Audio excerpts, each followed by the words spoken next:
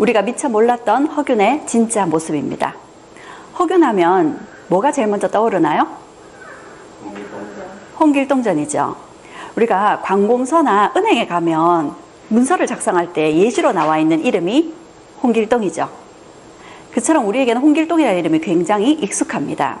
그에 반해서 허균의 진짜 모습은 잘 알려져 있지 않은 것 같습니다. 제가 오늘 허균의 진짜 모습에 대해서 3가지로 이야기를 드려볼까 합니다. 허균의 호는 교산입니다. 허균은 임진왜란을 전후한 시기 선조 때 그리고 광해군 때를 살았던 인물인데요. 허균 앞에는 풍우나 이다나 혹은 천재 이런 수식어가 붙습니다. 저는 허균의 생애를 이야기하면서 허균 앞에 3가지 수식어를 붙일까 합니다. 그 3가지 수식어로 허균의 삶을 이야기해 볼 겁니다. 우선 허균이란 인물에 대해서 먼저 소개하고 싶은 것이 있는데요. 여기 용인에 가면 허균의 가족 무덤이 있습니다. 화면에서 제일 오른쪽에 있는 것이 허균의 무덤입니다. 그 옆은 허균의 둘째 형인 허봉의 무덤, 그리고 그 옆은 허균의 첫 번째 형인 허성의 무덤입니다.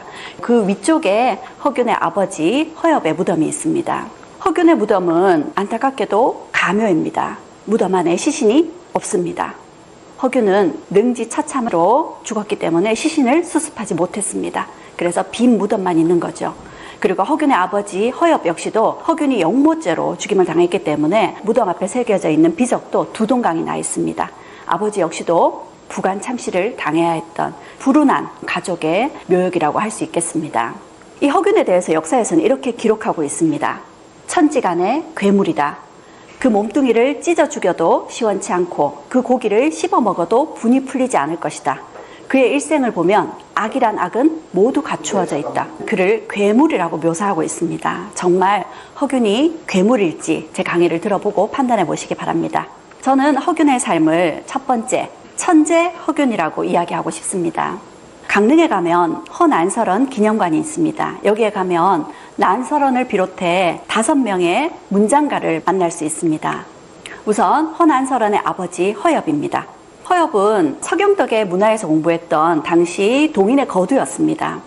그리고 이 허엽의 호가 초당인데요. 강릉에 가면 초당두부가 유명하죠. 이 초당두부는 아주 물맛이 좋은 샘물로 두부를 만들고 바닷물로 간수를 한, 그래서 굉장히 그 맛이 특별하다고 유명해진 두부입니다. 그 초당두부의 이름이 허엽의 호를 따서 붙인 이름이죠. 그처럼 허엽은 강릉에서 굉장히 유명한 인물입니다.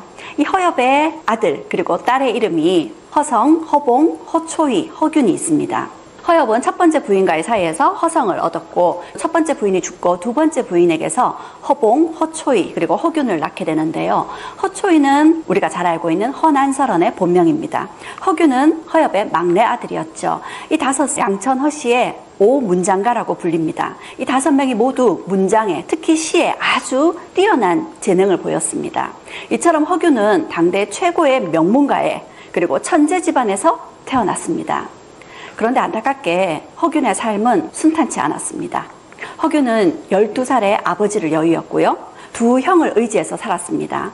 2 형이 허균보다 나이가 꽤 많았습니다. 특히 둘째 형이었던 허봉은 허균의 스승이면서도 굉장히 가까운 친구 같은 형이었습니다. 그런데 그 허봉이 율곡이의를 탄핵하다가 귀양 보내지게 됩니다. 다행히 귀양지에서 풀려났지만 관직의 뜻을 접고 떠돌이 생활을 하게 되죠. 그렇게 떠돌다가 그만 객사를 하고 맙니다. 이때 허균의 나이가 21였습니다. 그런데 연이어 그 다음 해에 마음을 나누던 누이가 시집간 지 얼마 되지 않아서 요절하게 되죠. 그렇게 연이어 친구 같던 형과 누이를 잃었습니다. 이후 임진왜란이 일어났습니다. 임진왜란 중에 허균 역시도 가족을 데리고 피난을 가야 됐습니다. 그런데 피난하던 시기 부인은 만삭이었습니다. 피난지에서 아이를 낳았는데 그만 산후조리를 제대로 못해서 3일 만에 죽고 아이도 연달아 잃게 됩니다. 이렇게 20대 초반에 형을 잃고 누이를 잃고 그리고 부인과 아이를 잃었습니다. 허균의 절망이 얼마나 컸을까요? 그런데 이 시기 조선에는 허균의 능력이 꼭 필요했습니다. 왜일까요? 임진왜란이라는 전란이 일어났습니다. 명나라의 원군이 절실했어요.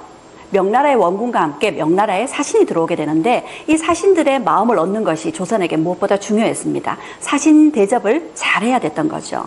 그런데 명나라 사신들은 조선의 문인들과 시를 나누는 걸 굉장히 즐겨합니다. 그래서 문장을 잘 짓고 시를 많이 외우고 있고 시를 잘 짓는 허균의 능력이 필요했던 거죠. 허균은 사신을 접대하는 일을 맡게 되었고요. 거기서 탁월한 능력을 보여주게 됩니다. 이런 허균의 사신을 접대하는 능력은 선조 때뿐만 아니라 광해군 때까지 이어지게 되는데요. 그 광해군 때 조선의 사신으로 왔던 주지번이라는 사람, 조선의 3대 문장가 중에 한 사람인데 그 사람은 허균의 이런 특별한 능력을 굉장히 칭송했다고 합니다. 그래서 광해군 일기에도 허균의 능력을 이렇게 칭송하고 있습니다. 허균은 글 쓰는 재주가 매우 뛰어나 수천 마디의 말을 분만 들면 써내려갔다. 거의 자동으로 문장이 나오고 시가 나오는 거였죠. 특히 임진왜란 말렵에 조선에 왔던 명나라 사신이었던 오명제는 허균으로부터 많은 시를 듣게 되었고 그 시를 수백 편을 모아서 이렇게 조선시선이라는 시문집을 펴냈습니다. 명나라에서 출판된 조선의 시문집입니다. 명나라의 경전이나 명나라의 시가 조선에 소개되는 경우는 많습니다. 그런데 조선의 시가 명나라에 소개되는 것은 쉽지 않은 일이었죠. 여기에는 신라시대의 최치원의 시부터 모두 108명의 시 340여 편이 실려 있습니다. 이 조선시선이라는 책 제일 첫머리에 이 시집을 펴낸 오명제가 이렇게 적고 있습니다. 허균이 영민하여 한 번 보면 잊지 않아 동방의 시를 수백 편이나 외워주었다. 허균 덕분에 출간될 수 있었던 책이죠. 더 놀라운 것은 여기에 적혀있는 수백 편의 시에는 한자로 쓰여진과 동시에 그 음이 한글로 쓰여져 있습니다. 이 당시는 한글 사용이 많지 않은 시기였죠. 그런데 허균은 여기에 한글로 음을 달아서 우리나라 한글을 명나라에 소개하게 된 거죠. 정말 특별한 인물이 아닌가 싶습니다. 이런 명나라와 조선의 외교를 시문 외교라고 부릅니다. 다른 말로 수창 외교라고 부르기도 합니다. 이 수창 외교라는 뜻은 시를 주고받으면서 마음을 나누고 외교적인 성과를 거둔다는 뜻입니다. 명나라 사신이 우리 땅을 밟기 시작하면 조선의 관료들이 나서서 그들을 대접해야 되죠. 직접적인 소통이 불가능합니다. 말이 통하지 않죠. 그런데 시를 지으면 그 말이 통하고 마음이 통합니다. 그렇게 시를 통해서 명나라 사신들의 마음을 얻을 수가 있는 거죠. 이 시문 외교는 임진왜란이 있던 이 시기 200년간 이어지고 있었습니다. 그 시작이 된 일화가 있는데요. 세종 때였습니다. 세종 때 명나라에서는 한림원 출신의 굉장한 문장가를 조선에 사신으로 보냈습니다. 조선에서는 그를 접대하려고 세종이 정인지와 성산문, 신숙주를 보냈죠. 명나라 사신을 접대하면서 명나라 사신이 모두 15편의 시를 지었습니다. 그리고 그 시에 화답하기 위해서 정인지가 6편, 성산문이 6편, 신숙주가 5편의 시를 지어서 화답을 했죠. 이렇게 시를 나누면서 명나라 사신은 이들에 대해서 이렇게 평가했습니다. 특히 정인지에 대해서는 이렇게 이야기를 합니다. 그대와 나눈 대화는 10년 책을 읽은 것보다 낫다. 이렇게 극찬을 한 거죠. 그리고 성산문과 신숙주에 대해서도 이들을 높게 평가하면서 이들과 의형제를 맺고 돌아갔습니다. 이처럼 명나라의 사신들과 외교를 나눈 데 있어서는 이렇게 시를 주고받는 것이 굉장히 중요했습니다.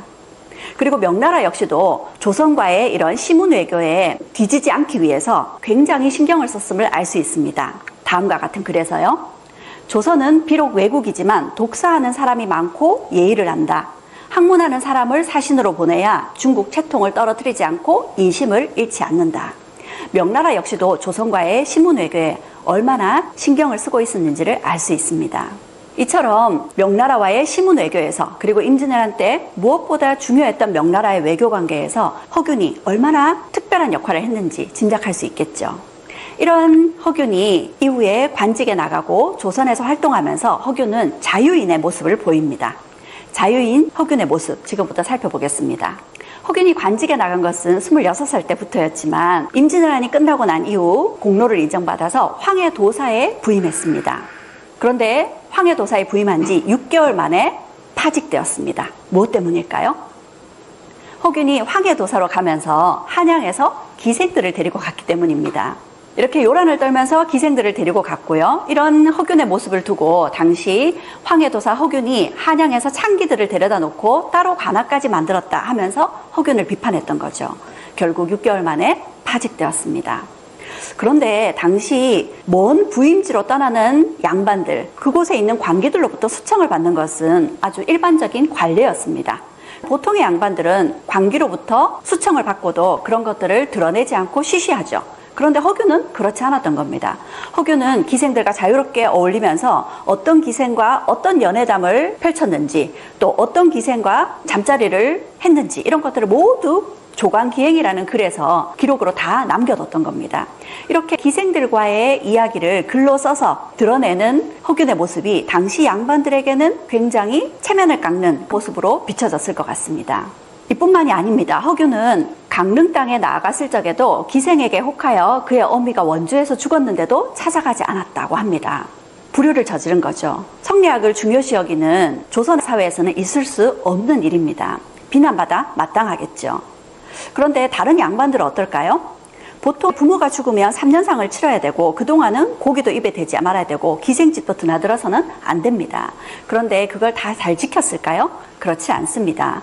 김홍도의 풍속화를 보면 기생집입니다. 여기에 이 백립을 쓴 사람 보이죠? 하얀 갓을 썼다는 건 상중이란 뜻입니다. 그런데 기생집에서 이렇게 논일고 있습니다. 보통의 양반들도 허균처럼 이렇게 효를 다한 것만은 아니라는 거죠. 허균은 기생과 논이는 것에 대해서 이렇게 이야기를 했습니다. 남녀의 정욕은 하늘이 주신 것이요, 인륜과 기강을 분별하는 것은 성인의 가르침이다. 하늘이 성인보다 높으니 나는 차라리 성인의 가르침을 어길지언정 하늘이 내려주신 본성을 어길 수 없다. 허균은 인간의 본성인 식욕과 성욕에 굉장히 솔직한 사람이었습니다. 허균이 기생들과 연애만 했던 것은 아닙니다. 여기에 있는 기생 매창은 허균과 정서적으로 시를 나누면서 교류했던 인물입니다. 시를 나누는 친구였던 거죠. 그런데 이 매창이 안타깝게 일찍 요절하게 되자 그를 추모하면서 이런 시를 짓기도 했습니다. 신묘한 글귀는 비단을 펼쳐놓은 듯 청아한 노래는 가는 바람 멈추어라. 복숭아를 딴죄로 인간의 귀양았고 선약을 훔쳤던가 이승을 떠나나니. 굉장히 시를 잘 짓고 재능이 출중했던 매창의 죽음을 진심으로 안타까워하는 시였습니다. 이러한 허균을 두고 많은 양반들은 허균은 행실도 부끄러움도 없는 사람이다. 오직 문장의 재주가 있어 세상에 용납되었는데 식자들은 더불어 한 조정에 서는 것을 부끄러워하였다. 이렇듯 허균은 재능이 많았지만 이런 허균의 행실 때문에 많은 양반들의 비판, 비난을 받아야 했습니다. 이런 허균이 황해도사에서 파직되고 나서 몇 년 후 삼척부사에 임명되었습니다. 그런데 삼척부사에 임명되고 나서는 13일 만에 파직되었습니다. 또 무엇 때문이었을까요? 허균이 부처를 섬겼기 때문입니다. 허균은 밥을 먹을 때면 식경을 외고 항상 작은 부처를 모시고 절하면서 스스로 부처의 제자라고 하니 승려가 아니고 무엇인가? 당시 조선사회는 성리학 이외의 학문이나 사상은 모두 배격되었습니다. 허균이 이렇게 부처를 섬긴다는 이유로 그리고 스님들과 교류한다는 이유로 파직되었던 거죠. 사실 허균은 임진왜란 때 서산대사, 사명대사 같은 분들과 굉장히 친하게 어울렸습니다. 특히 사명대사와는 형제처럼 가까이 지냈다고 합니다. 오죽하면 사명대사가 열반에 드시고 나서 그 제자들이 허균에게 사명대사의 비문을 지어달라 할 정도였습니다. 실제로 사명대사의 비문이 적힌 해인사에 있는 석장비의 비문은 허균이 지어준 글입니다. 불교를 신봉했다 해서 자신을 파직시켰던 양반들을 향해서 허균은 이렇게 소리쳤습니다. 하찮은 일을 가지고 소인배들이 모략을 일삼는다. 그대들은 그대들의 법을 따르라. 나는 내 인생을 나대로 살겠다. 허균다운 말이 아닌가 싶습니다. 허균이 또 몇 년 후에 공주 목사로 임명이 되었습니다. 그런데 공주 목사로 임명된 지 9개월 만에 또 파직을 당했습니다. 이번에는 또 무엇 때문일까요? 이번에는 서자들과 어울렸다는 이유에서였습니다. 당시 서자들은 능력이 아무리 출중해도 관직에 나갈 수 없는 아웃사이더들이었습니다. 그런데 허균은 이들과 친하게 지내고 이들과 서스럼 없이 어울렸습니다. 공주 목사로 부임하고 나서 허균은 가까운 서자에게 이렇게 편지를 띄웠습니다. 나는 큰 고을의 원님이 되었네. 자네 어머니를 모시고 이곳으로 오게. 내가 절반의 봉급으로 대접하리니 비방을 받는다 해도 전혀 개의치 않겠네. 이렇게 서자들을 데려다가 그들을 챙겨주고 그들과 어울린다는 이유로 파직된 겁니다. 이처럼 서자들과 친하게 지냈던 까닭, 무엇 때문일까요? 허균의 스승 이달과의 관계에서 짐작할 수 있습니다. 송곡 이달이라는 인물은 허균의 형이었던 허봉과 가까운 친구였습니다. 그리고 허균과 허난설원의 시스승이었죠. 그런데 이달은 당대를 대표할 만한 시인이라고 할 수 있지만 서자였기 때문에, 정확하게는 서얼이었기 때문에 출사를 할 수 없었고 어쩔 수 없이 시를 짓고 술을 마시면서 그냥 떠돌이 생활을 하다가 불우한 삶을 살아야 됐습니다. 누구보다 스승의 재능을 잘 알고 있었지만 세상이 그를 알아주지 않고 받아주지 않는 것에 크게 실망했고 비판하는 마음을 가질 수밖에 없었던 거죠. 이런 스승 이달에 대한 마음이 잘 나타난 것이 허균이 지은 한문소설입니다. 허균이 지은 한문소설 송곡산인전이라는 책입니다. 여기 이 소설의 주인공이 스승 송곡 이달입니다. 뛰어난 재능을 갖고 있지만 서자이기 때문에 출사할 수 없었고 그런 재능을 가진 이를 알아봐주지 못하는 조선 사회를 비판하고 있는 소설입니다. 자신의 스승처럼 능력이 출중하지만 세상이 알아주지 않고, 허균 역시도 그러했죠. 능력이 출중하지만 자신의 인간적인 면모를 세상이 알아주지 못하고 비판하는 조선 사회의 실증을 느끼고 허균 역시도 이들과 어울리면서 풍류를 즐기고 한 세상을 그렇게 지내고 있었던 겁니다. 이처럼 허균은 20여 년의 관직 생활 중에 3번의 유배와 6번의 파직을 당하는 정말 파란만장한 삶을 살아야 했습니다. 그런 자신의 삶을 두고 허균은 이렇게 이야기했습니다. 불여세합이라고, 나는 세상과 화합하지 못한다. 허균은 스스로를 또 이렇게 이야기하기도 했습니다.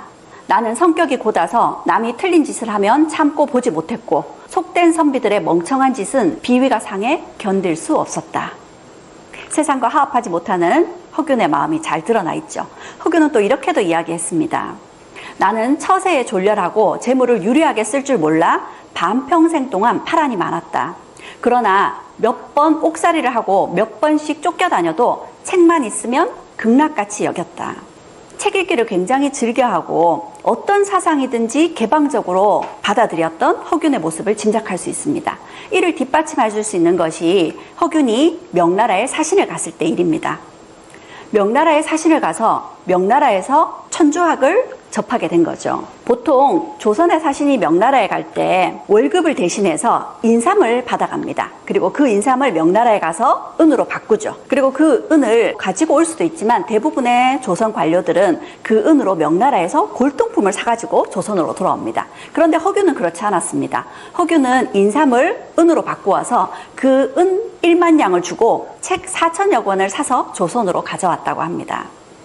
얼마나 책 욕심이 많았는지 알 수 있죠. 그런데 그 4천여 권의 책 속에는 천주교의 찬송가와 기도문이 들어있었습니다. 그뿐만이 아닙니다.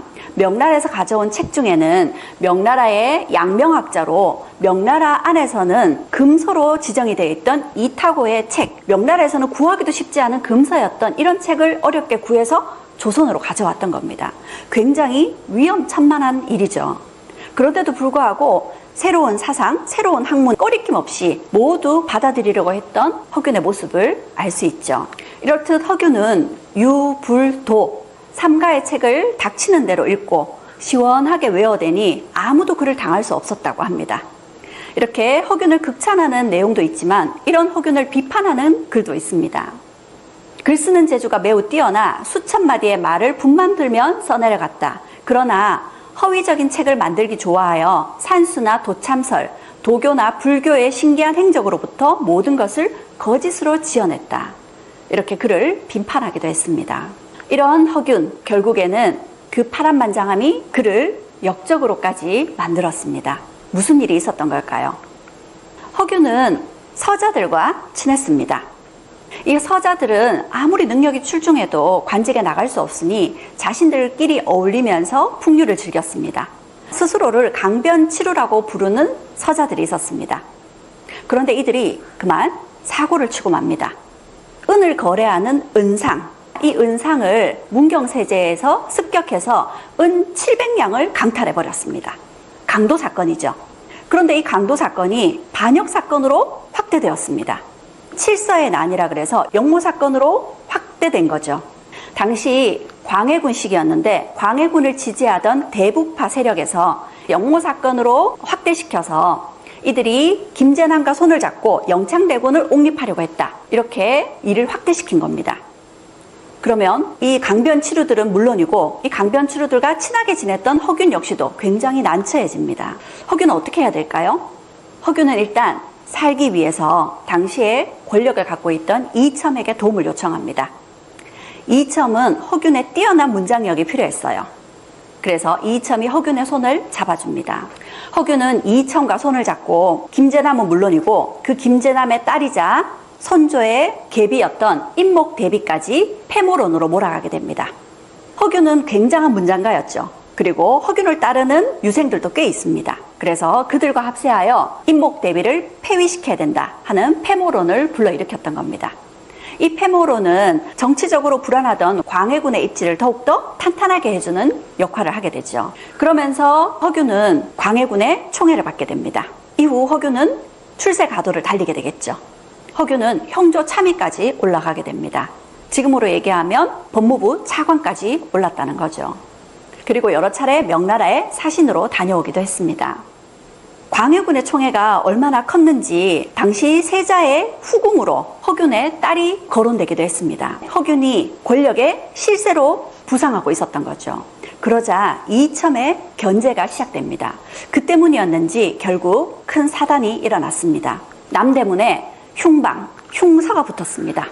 그 흉서의 내용은 백성들을 구하고 죄를 벌하려 장차 하남 대장군이 이를 것이다. 광해군을 죽일 것이다. 라는 영모 사건이었습니다. 이런 흉서를 붙인 이가 허균의 신복이라는 게 밝혀졌습니다. 결국 허균은 반역죄로 의금부로 끌려가게 됩니다. 그리고 허균이 애초에는 의창군을 추대하려는 것을 계획으로 삼았으나 나중에는 허균 스스로 하려 했다 하는 허균을 영모로 모는 고변들이 이어졌습니다. 허균은 꼼짝없이 영모를 일으켰다는 죄를 뒤집어 쓰게 되었죠. 허균은 자신이 아직 승복하지 않았으므로 결안할 수 없다면서 붓을 던지고 서명하지 않았습니다. 하지만 좌우의 사람들이 핍박하여 그를 서명하게 했고 결국 그는 목숨을 잃을 지경에 놓이게 되었습니다. 허균은 이들에게 할 말이 있다라고 소리쳤지만 아무도 허균의 말을 들어주지 않았습니다. 결국 허균은 능지처참을 당했습니다. 이런 허균의 죽음을 두고 논란이 많았습니다. 이 기자원이라는 사람은 허균의 패모론에 반대했던 인물입니다. 그러니까 허균의 반대 세력이라고 봐도 되겠죠. 그런데 기자원은 이렇게 이야기하고 있습니다. 예로부터 죄인에게 형장을 가하며 신문하지 않고 사형이 결정된 문서도 받지 않은 채 단지 죄인의 범죄 사실을 진술한 말로만 사형에 처한 죄인은 없었으니 훗날 반드시 이론이 있을 것이다. 허균의 죽음에 그 절차가 잘못되었음을 이야기하고 있습니다. 원래 사형에 처해지려면 3번의 재판을 거쳐야 됩니다. 그런데 허균에게는 그런 절차가 모두 무시되었습니다. 그리고 허균의 자백도 없었습니다. 그런데도 이렇게 허균의 죽음은 일사천리로 치러지게 된 거죠. 허균이 죽고 난 이후에도 허균과 친하게 지내던 관련자들이 3개월 동안 수시로 끌려와서 신문을 당하기도 했다고 합니다. 그런데 비하면 허균의 죽음은 너무나 빨리 이루어진 것이었죠. 그런데 이 영모 사건에 대해서 광해군은 허균을 굉장히 비판하고 있습니다. 누구보다 허균을 총애했기 때문에 허균의 영모 사건이 광해군에게 이렇게 불같이 화를 내게 만든 것 같습니다. 광해군은 허균은 성품이 사납고 행실이 개돼지와 같았다.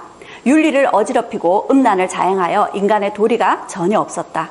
죄인을 잡아서 동쪽의 저작거리에서 베어 죽이고 다시 기쁨을 누리고자 대사령을 베푸노라.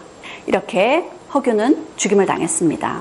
허균이 죽음을 눈앞에 두고 이렇게 외쳤습니다. 할 말이 있다. 그런데 결국 그 할 말을 하지 못했죠.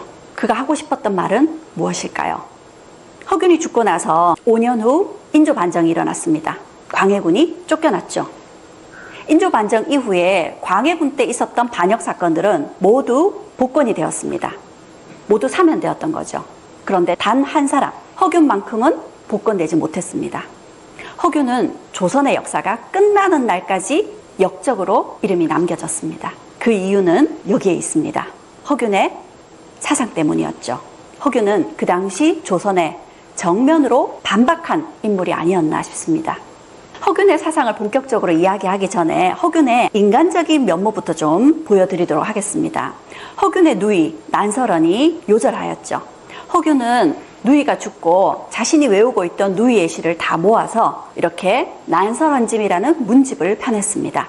그리고 이 문집은 시간이 한참 지나고 나서 중국의 3대 문장가였던 주지헌이라는 사람을 통해서 명나라에 건너가서 명나라에서 출판되었죠. 그러면서 난설원의 이름이 중국에서도 칭송을 받게 된 계기가 되었습니다. 난설원집뿐만 아니라 허균은 형, 허봉의 시도, 기억을 떠올려서 이렇게 문집을 만들어냈습니다. 형의 호, 하곡이라는 이름을 붙여서 하곡집이라고 펴내었죠.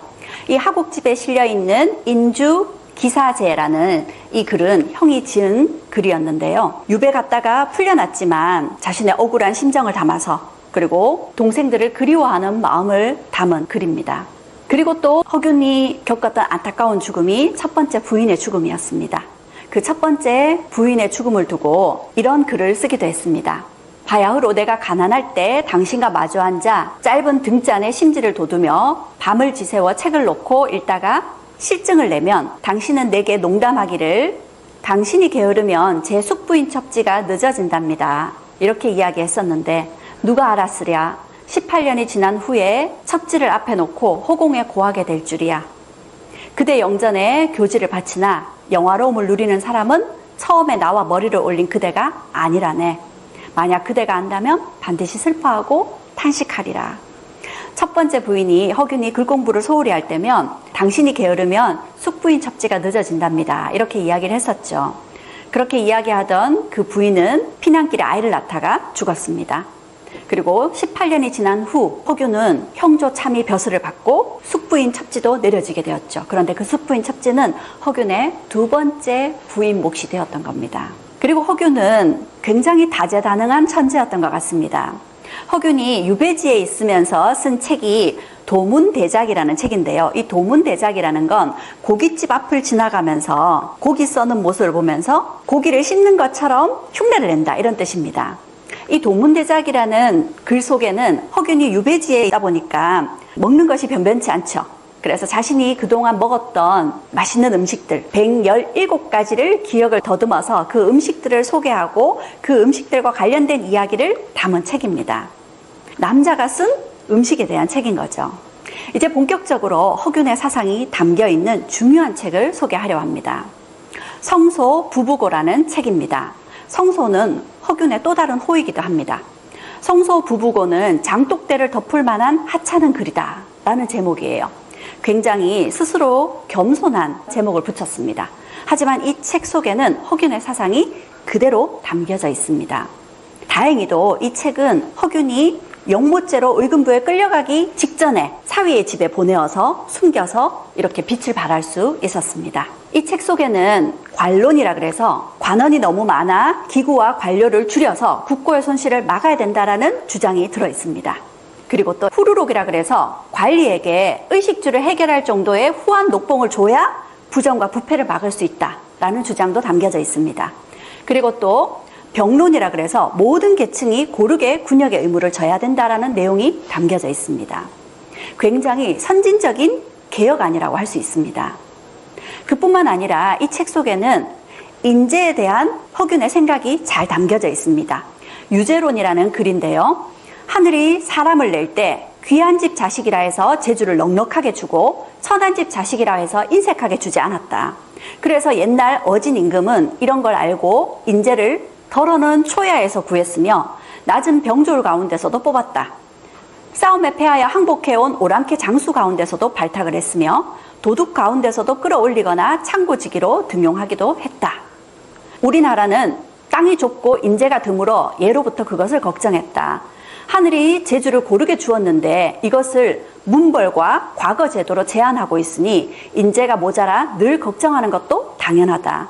우리나라만이 어미가 천하거나 다시 시집 갔으면 그 자손은 모두 벼슬길에 끼지 못했다. 변변치 않은 나라인데 양쪽 오랑캐 사이에 끼어 있으니 인재들이 우리나라를 위해 쓰이지 못할까 걱정해야 할 터인데 도리어 그 길을 막고는 인재가 없다고 탄식만 한다. 이렇게 유재론에서 이야기를 하고 있고요. 이걸 정리해보면 서울 출신이라고 인재를 버려두고 어머니가 개가했다고 해서 그 자식의 재능을 쓰지 않는 제도는 세상 어디에도 없다. 하늘이 낳았는데 사람이 그걸 버리니 이것은 하늘을 거역하는 짓이다. 조선의 서얼금곡법이라 그래서 서얼들은 과거 시험에 응시할 수 없는 제도를 정면으로 반박하고 있습니다. 그리고 또 한 가지 허균의 중요한 주장이 호민론에 담겨져 있습니다. 천하가 두려워야 할 바는 오직 백성뿐이다. 이 호민론에서 허균은 백성을 세 가지 종류로 이야기를 하고 있습니다. 눈앞의 일에 얽매이고 불임을 당하는 사람은 항민이다. 이 항민은 무지하고 세상이 이러면 이렇게, 세상이 저러면 저렇게, 세상이 변화하는 데 따라서 별 생각 없이 사는 사람들입니다. 씨름하고 탄식이나 하는 사람은 원민이다. 이들은 무턱대고 세상을 원망만 하는, 비판만 하는 사람들입니다. 천지간을 흘겨보다가 시대가 원할 때 꿈을 실현하는 사람이 호민이다. 세상을 잘 관찰하고 있다가 때를 만나면 이것이 잘못이다 싶을 때면 당당히 일어서서 세상에 맞서는 그런 백성들을 호민이라고 지칭했습니다. 그리고 그 호민들이 일어서게 되면 원민이나 항민들도 그를 쫓아서 일어나게 된다는 이야기죠. 사회에 맞서는 개혁을 이야기하고 있습니다. 홍길동전의 홍길동이 바로 그런 호민입니다.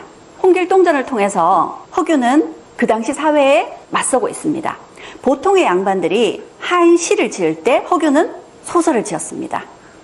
보통의 양반들이 한문으로 글을 쓸 때 허균은 한글 소설을 쓴 거죠. 조선을 대하는 허균의 호기로움을 느낄 수 있습니다. 홍길동전의 홍길동은 서자죠. 홍길동처럼 능력이 출중하지만 알아주지 못하는 조선 사회를 정면으로 비판하고 있습니다. 이처럼 허균은 홍길동전을 통해서 차별 없는 인재 등용과 백성이 중심이 되는 개혁, 그가 꿈꾸었던 이상세계를 담았습니다. 그뿐만이 아닙니다. 허균은 그 당시 국제정세를 정확하게 꿰뚫고 있었습니다. 그는 수차례 북방민족의 침략을 경고했죠. 명나라가 도와줄 것이니 걱정 없다는 대신들에게 요동도 빼앗긴 명나라는 그럴 힘이 없다고 반론을 펼쳤고, 잠시 남쪽으로 피신을 하면 된다는 자들에게는 우리가 갈 수 있다면 저들도 올 수 있다는 뜻이라고 반박했습니다. 그리고 고기 먹는 자들의 생각이 슬플 뿐이라며 통탄했죠. 실제로 허균이 죽고 나서 9년 후 우리는 후금의 침략을 받은 정묘호란을 겪게 됩니다. 그리고 또 그로부터 10년 후 병자호란을 겪었습니다. 만약 조선이 허균의 목소리에 귀를 기울였더라면 어쩌면 조선의 역사는 달라지지 않았을까요? 허균의 사상은 홍길동전에 그대로 담겨져 있습니다. 허균은 홍길동전을 한글로 썼습니다. 자신의 생각을 이렇게 한글로 써서 많은 사람들에게 전하고 싶었던 게 아닐까요? 그리고 현재에서는 이루어지지 못할 것 같은 그런 이상세계를 율도국으로 묘사해서 홍길동전에 담았습니다. 그런데 놀랍게도 이와 비슷한 것이 영국에서는 토마스 모어가 유토피아라는 책을 썼습니다. 토마스 모어와 허균은 비교적 비슷한 시기에 아주 공통점이 있습니다. 허균은 광해군의 총애를 받았죠. 그런데 토마스 모어는 영국의 헨리 8세의 총애를 받았던 인물입니다. 그런데 허균은 광해군에게 역모로 죽임을 당했습니다. 토마스 모어 역시도 헨리 8세가 누군가요? 영국의 영국 국교회를 창립한 인물입니다. 당시 교황권에 반발해서 영국 국교회를 설립했는데 그런 교황권에 맞서는 헨리 8세에 반대하다가 결국 토마스 모어도 죽임을 당했습니다. 헨리 8세에 의해서요. 이 토마스 모어가 이상세계로 그린 것이 유토피아입니다. 유토피아라는 말은 우리가 많이 쓰는 말이죠. 그런데 유토피아가 무슨 뜻일까요? 세상에 있을 수 없는 곳이라는 뜻입니다. 결국 이상세계는 세상에 없다는 뜻이죠. 우리 마음속에만 있다는 게 아닐까요? 그런데도 이들이 있었기에 우리는 그 이상세계를 계속 꿈꾸어 올 수 있었던 것 같습니다. 이처럼 허균은 조선이 외면한 아웃사이더였지만 누구보다 시대를 앞서간 개혁가였습니다. 세상이 변하고 있었지만 조선은 그 변화를 받아들이지 못했습니다. 하지만 허균은 달랐습니다. 허균은 세상에 얽매이지 않고 허균답게 살았습니다. 지금은 어떨까요? 지금도 우리는 변화의 시대를 살고 있습니다. 온몸으로 그 변화를 느끼고 있습니다. 그럼 우리에게 가장 필요한 것이 무엇일까요? 지금 우리에게 가장 필요한 것은 나다움을 찾는 게 아닐까요? 여러분의 나답게는 무엇입니까? 조선의 노스트라다무스 토정 이지함입니다. 혹시 토정 이지함 하면 떠오르는 것 있으신가요? 토정 비결요. 네, 토정 비결입니다. 다들 들어보셨죠? 새해가 밝았고 올 한 해 나에게는 어떤 좋은 일이 생길까? 원하는 일들이 다 이루어질까? 나에게 대운이 들어와 있을까? 궁금해지시죠? 이 토정 비결은 이지함이 지었다고 알려져 있는데요. 토정이라는 호 외에 이지함이 토정 비결의 저자라는 역사적 근거는 아직까지 확인되지 않았습니다. 그래서 토정 비결의 저자가 이지함이 맞다 아니다 논란이 있습니다. 오늘 저는 토정 비결보다 토정 이지함에 대한 이 인물에 대한 이야기를 함께 나눠볼까 합니다. 토정 유고에 따르면 토정 이지함은 천문, 지리, 의학, 복서, 율려, 산수, 소리에 능했다고 합니다. 그리고 관상, 신방과 비결에 통하지 않았던 분야가 없었다고 합니다. 굉장히 다방면의 지식이 풍부한 인물이었다는 거죠. 특히 천문, 지리, 점술 이런 부분에 굉장히 능력이 출중했다고 합니다. 그에게는 여러 제자가 있었는데 그 중에 특별한 제자로 조헌이라는 인물이 있었습니다. 이 조헌은 임진왜란 때 의병장이었던 조헌 장군이기도 하죠. 이 조헌에게 이지함 선생이 이렇게 이야기를 했다고 합니다. 15년 후에 피가 천리를 흐르게 함이 있을 것이다. 그 15년 후에 피가 천리를 흐르게 함이 바로 임진왜란이었습니다. 이렇듯 이지함은 임진왜란을 예언했었습니다. 뿐만 아니라 조헌에게 이렇게 이야기를 했습니다. 나는 아산에서 죽을 것이고 자네는 금산에서 죽을 것이니. 그런데 이 말이 과연 그대로 증명이 되었습니다. 조금 이따 나오겠지만 이지함은 아산 현감으로 아산에서 돌아가셨고 조헌 장군은 임진왜란 때 금산에서 전사하게 되죠. 이런 면모를 보면 이지함은 굉장히 특별한 인물이다라는 것에 다들 공감하실 겁니다. 자, 그럼 본격적으로 이 이지함이란 인물에 대해서 같이 살펴보도록 하겠습니다. 저는 세 가지로 나누어 이야기를 해볼 텐데요. 그 첫 번째가 조선의 괴짜입니다. 그는 조선의 3대 기인이라고도 이야기할 정도로 굉장히 기이한 행동들을 많이 했었다고 합니다. 이 이지함은 사실 한산 이씨의 명문가 집안에서 태어났습니다. 이 한산 이씨는 고려 말에 충신이자 뛰어난 인재였던 목은 이색의 6대 손이고요. 그의 조카 이산에는 선조 때 영의정까지 지낸 인물이었습니다. 그러니 이 집안이 그리고 이지함이 명문가 출신이라는 건 다들 이의가 없겠죠. 그리고 그는 자라면서도 굉장히 비범한 모습을 보이게 됩니다. 보통 사람보다 머리 하나는 더 있는 건장한 체격에 얼굴은 둥글고 살이 붙어 있지만 검은 피부에 눈은 빛나고 목소리는 웅장하였다고 합니다. 예사로운 면모가 아니었음을 알 수 있습니다. 그뿐만 아니라 그는 공부도 열심히 했다고 합니다. 사서 삼경의 유교경전은 다 통달했을 뿐만 아니라 제자 백가까지 아우를 정도로 다방면에 뛰어난 지식을 가지고 있었습니다. 그러면 명문가 집안에 뛰어난 학식을 가지고 있으니 과거에 급제해서 관직에 진출하겠죠.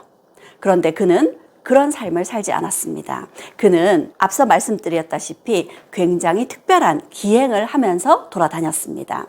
그의 모습입니다. 머리에는 솥을 쓰고 있습니다. 그리고 양반임에도 불구하고 굉장히 허름하고 누추한 옷을 입고 신은 비가 오지 않는데도 남학신을 신고 다녔습니다. 남학신을 신고 잘 걸을 수 있을까요? 뒤뚱뒤뚱 걸을 수밖에 없겠죠.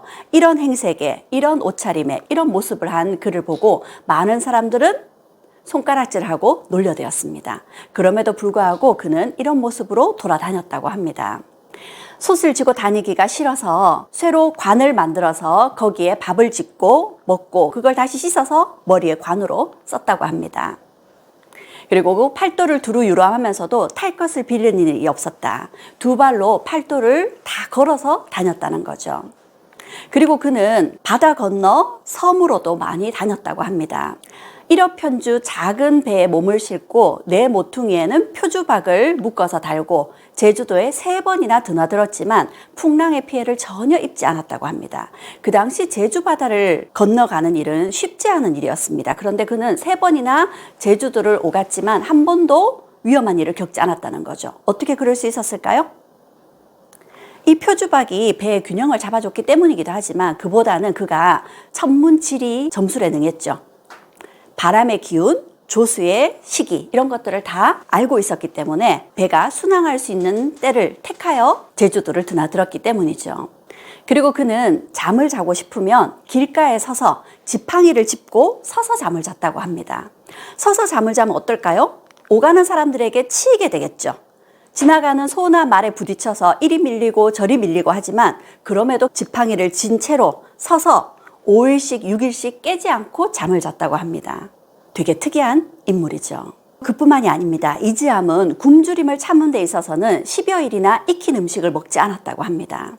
그리고 목마름을 참음에 있어서는 한여름에도 물을 마시지 않을 수 있었다고 하죠. 그의 모습, 그가 하는 행동 하나부터 열까지 다 이해할 수 없는 굉장히 특이한 모습들입니다. 그러면 명문가 집안의 양반이 왜 이런 기이한 행동을 했을까요? 이유가 있지 않을까요? 조선 전기 연산군 때 큰 정치적 사건들이 일어나게 됩니다. 사화라는 사건인데요. 그중에 갑자사화는 연산군이 자신의 어머니 패비 윤씨를 죽음으로 몰고 간 사람들을 쫓아내거나 죽이는 큰 사건이었습니다. 그런데 이 사건에 이지암의 아버지가 연루되어서 유배 보내지게 됩니다. 그런데 다행히 연산군이 중종반정으로 쫓겨나게 되면서 유배에서 풀려날 수 있었죠. 그리고 왕위에 오른 이가 중종입니다. 중종에게는 왕비가 3명 있었습니다. 중종의 첫 번째 왕비는 당경왕후였는데 이 당경왕후는 중종이 왕위에 오르고 난 얼마 후 강제 이혼을 당해야 됐습니다. 왜냐하면 당경왕후의 고모가 연산군의 왕비였거든요. 그리고 중종은 두 번째 왕비를 맞아들였습니다. 그리고 두 번째 왕비에게서 아들을 얻었어요. 그런데 왕비가 아들을 놓고 산후 후유증으로 일찍 죽게 됩니다. 그래서 중종은 다시 세 번째 장가를 들었죠. 그 세 번째 왕비가 문정왕후입니다. 문정왕후는 중종과의 사이에서 뒤늦게 아들을 얻게 됩니다. 그렇게 중종은 두 번째 왕비와의 사이에서 큰 아들을, 그리고 세 번째 왕비와의 사이에서 두 번째 아들을 얻었습니다. 그러면 중종이 죽고 나면 중종의 왕위는 누가 있게 될까요? 첫 번째 아들이었던 인종이 왕위에 오르게 되었습니다. 그런데 인종이 왕위에 오르자 인종의 외삼촌이었던 유님의 세력이 막강해졌는데 이 인종이 왕위에 오른 지 1년이 채 되지 못해서 죽게 됩니다. 인종이 죽게 되면서 둘째 아들이었던 경원대군이 왕위에 오르게 되죠. 명종이 왕위에 올랐습니다. 명종이 왕위에 오르게 되자 문정왕후가 수렴청정을 하게 되면서 막강한 권력을 가지게 되는 것은 물론이고 문정왕후의 남동생이자 명종의 외삼촌이었던 윤원영의 세력이 막강해지기 시작했습니다. 그러면 이 윤원영은 왕의 외삼촌으로서 전왕이었던 인종의 외삼촌이었던 유님 세력을 가만둘까요? 윤원영 세력은 유님 세력들을 몰아내게 됩니다. 그렇게 각각 외척 세력끼리의 정치적인 대결이 바로 을사사화였습니다. 이러한 외척끼리의 정치적 사건, 이 을사사화를 그 당시 승정원의 사관이었던 안명세라는 사람이 시정기라는 기록에 상세하게 기록을 남겨두었습니다. 이 시정기는 사초와 함께 왕이 죽고 나면 실록에 적히게 되거든요. 그런데 이러한 사실이 그 당시 사화와 관계되었던 윤원영 세력의 귀에 들어가게 됩니다. 그 때문에 안명세는 끌려가서 고초를 겪어야 됐었고 결국 죽임을 당하게 되었습니다. 그런데 이 안명세가 바로 이지암의 절친한 벗이었습니다. 이지암은 안명세의 죽음을 보고 정치를 멀리하고 바닷가를 돌아다니면서 거짓 미치광이로 세상을 피하였습니다. 그런데 이지암이 이렇게 현실 정치를 멀리하고 세상을 떠돌아다닌 데에는 또 다른 이유도 있었습니다. 안명세가 죽기 한 해 전에 이번에는 이런 일이 있었습니다. 갑자기 이상한 불길한 예감이 들었습니다. 아내의 가문에 길할 기운이 없으니 떠나지 않으면 장차 화가 미칠 것이다. 불현듯 이런 생각이 들었고 이지암은 그 당시 결혼 풍습에 따라서 처가에서 살고 있었는데 급히 처자식을 데리고 처가를 나와서 몸을 피했습니다. 그리고 바로 그 다음날 이지암의 장인이 양재역 벽서 사건에 휩싸여서 죽임을 당하게 됩니다. 이 양재역 벽서 사건, 이 양재역은 지금의 서울에 있는 지하철역 양재역이 아닙니다. 그 당시에 양재역이라고 하면 말을 빌려주는 역이었죠. 이곳에 방이 붙었는데 그 방에 이런 내용이 적혀 있었던 겁니다. 여주가 정권을 잡고 간신들이 권세를 농단하니 그 여주가 바로 문정왕후였던 거죠. 명종을 왕위에 세우고 문정왕후가 권력을 농단하고 있다라는 방이 붙었고 이를 영모 사건으로 몰아서 이 사건과 관련된 사람들을 모두 처벌했던 겁니다. 그렇게 이지암은 자신의 벗, 자신의 장인 이들이 이런 정치적 사건에 연루되면서 정치의 환멸을 느끼게 되죠. 그래서 현실 정치를 멀리하고 그는 백성들 속으로 들어간 조선의 이단아가 되었습니다.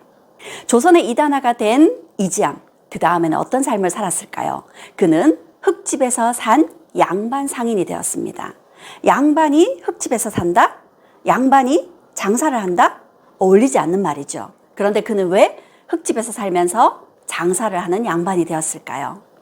이지암의 인품을 엿볼 수 있는 일화가 있습니다. 이지암이 결혼을 하고 나서 부인이 그의 도포를 멋지게 지어줬습니다. 비단으로 도포를 지어줬겠죠.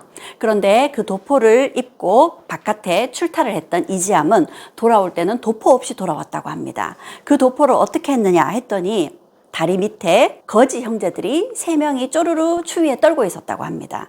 그러자 자신의 도포를 벗어서 체구가 좋았으니까 그 도포를 3등분을 해서 그 아이들을 덮어줬다고 하죠. 이렇게 백성들을 생각하는 마음이 누구보다 따뜻했던 이가 이지암이었습니다. 그런데 이 시기는 정치가 엉망인 만큼 백성들의 삶도 엉망이었습니다. 오랜 흉년에 그리고 관리들의 수탈에 백성들의 피해가 나날이 커져갔습니다. 생업을 잃게 되어서 백성들은 정처 없이 떠도는 사람들이 많아지고 얼어 죽는 사람이 잇따라 촌락이 쓸쓸해져서 10집 중에 9집은 비게 되었다. 농사 짓기도 쉽지 않고 갖은 관리들의 수탈에 다 빼앗겨 버리니 백성들은 결국 고향을 버리고 전국을 떠돌면서 유랑민이 되어갔고 도적이 되어갔습니다. 이 시기 유명한 도적이 있었습니다. 바로 임꺽정입니다. 조선의 3대 도적 중에 한 사람인 임꺽정이 이 시대를 활약했던 이니 이 시대가 얼마나 살기 힘들었는지 짐작할 수 있을 겁니다. 그럼 백성들이 이렇게 힘든 삶을 살 때 백성을 생각하는 이지암은 어떤 행동을 했을까요? 이지암은 무인도에 들어가서 박을 심었는데 그 열매가 수만 개나 되었다고 합니다. 그래서 그 박을 갈라서 바가지를 만들고 그걸로 곡식을 사들였는데 거의 1000석에 이르렀다. 그걸 모두 가난한 백성들에게 나누어 주었다고 합니다. 이렇듯 그는 손수 상인이 되어서 백성을 가르치고 맨손으로 생업에 힘써서 몇 년 안에 수만 석에 이르는 곡식을 쌓았다고 하죠. 이렇게 양반이었던 이지암이 장사를 해서 큰 돈을 벌었고 그걸 백성들에게 베풀었다고 합니다.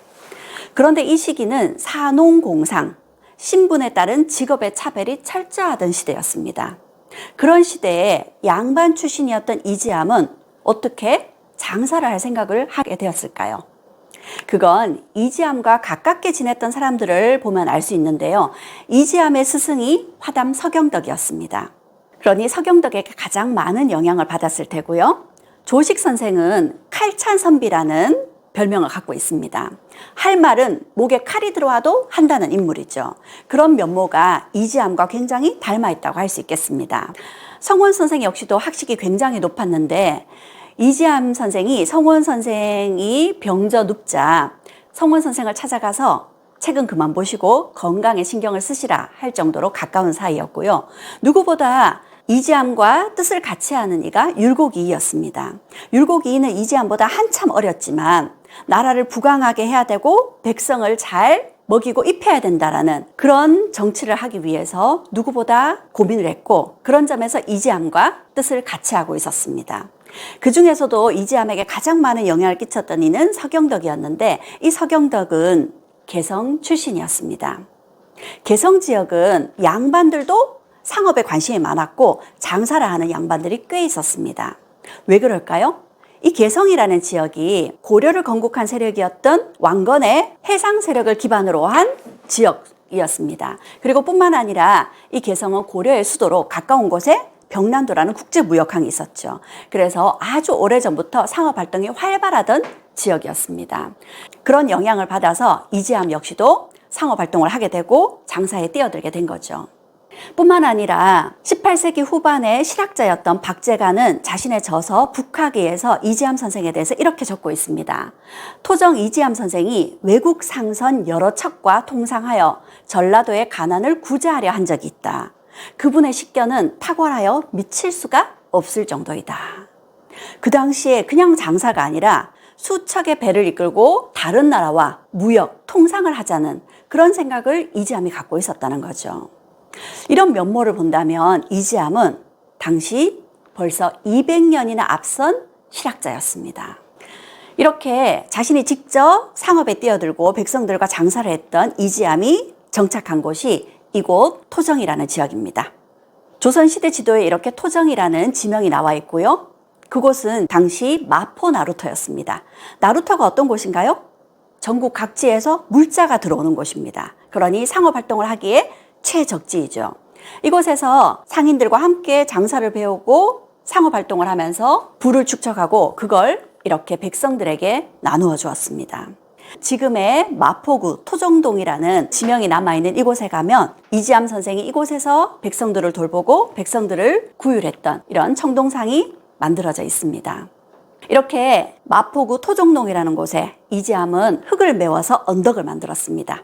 그리고 그곳에 흙집을 지어서 살고 그 흙집 지붕 위에 자그마한 정자를 만들어서 지냈죠. 그래서 토정이라고 이름 붙였고 그걸 자신의 호로 삼았습니다.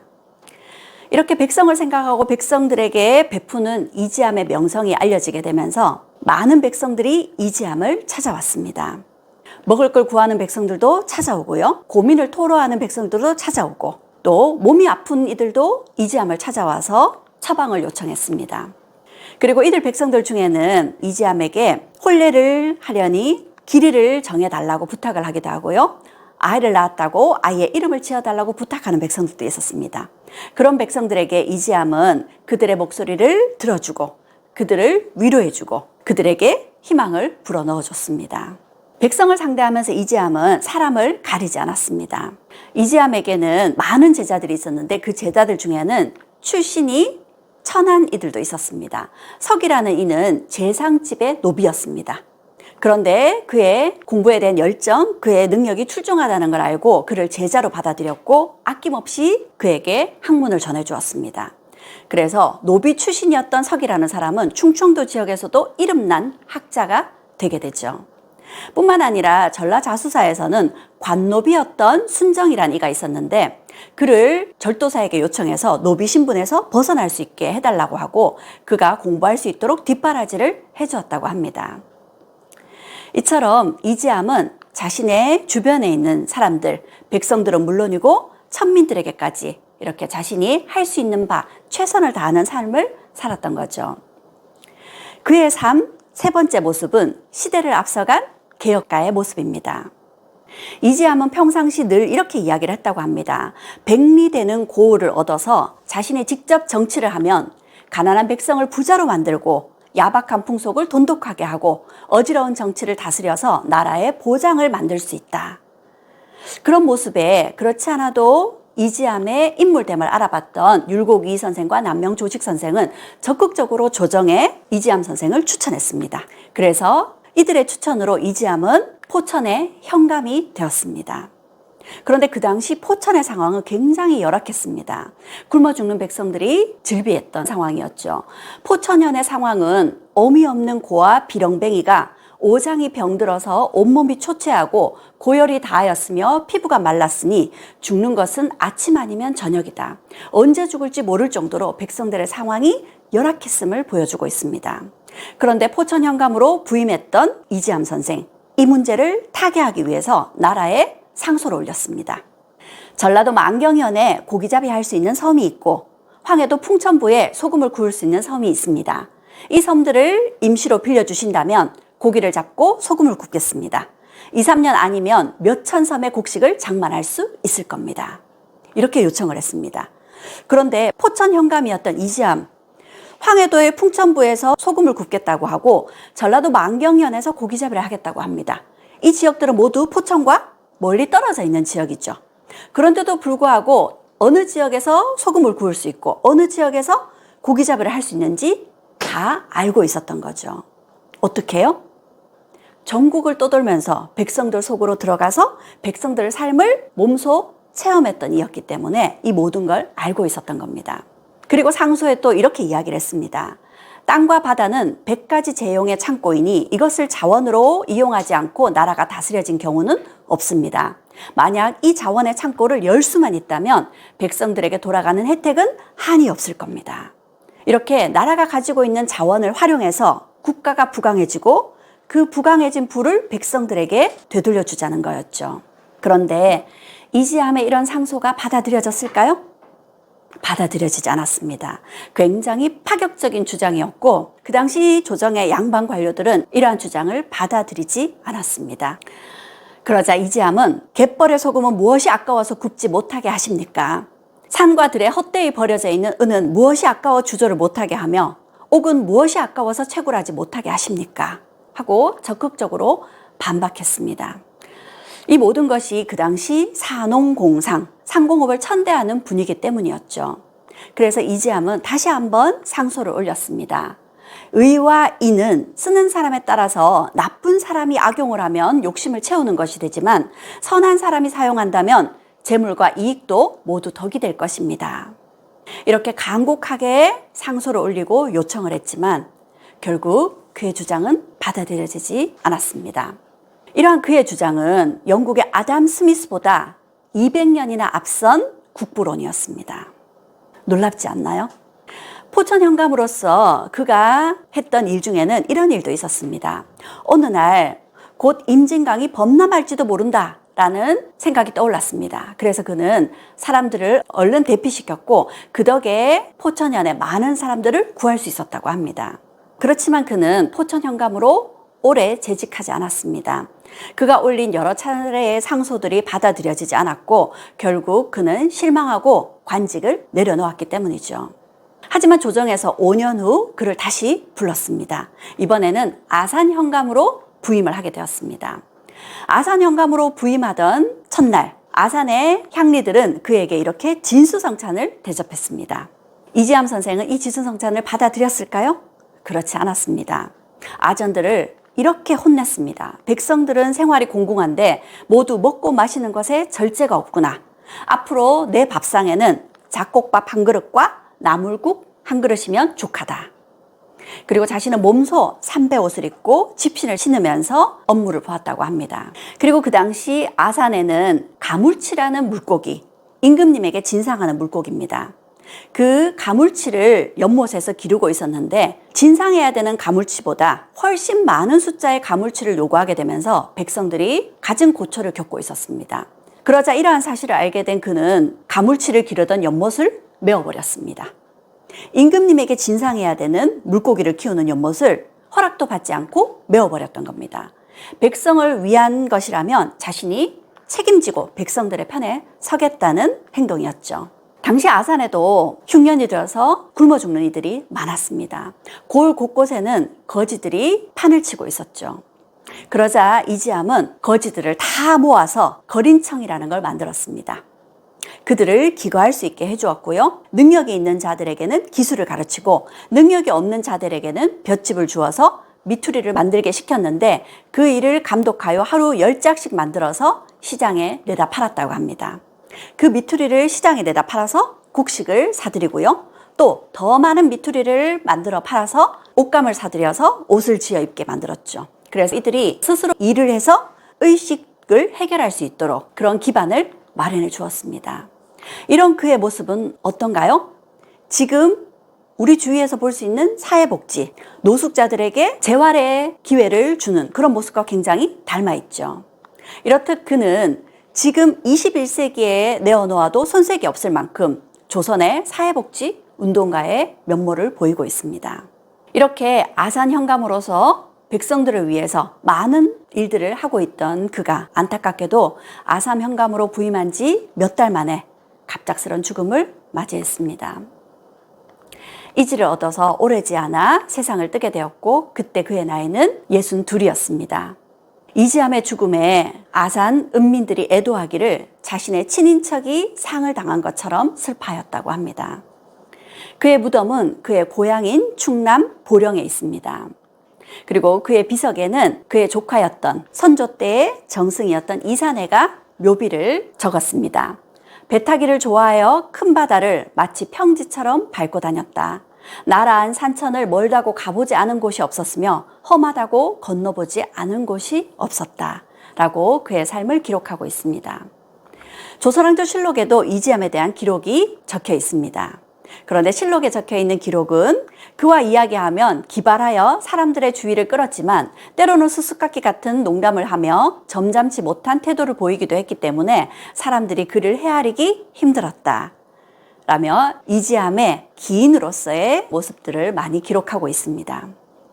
이런 이지함에 대해서 평가를 내린 이 중에 송시열이 있습니다.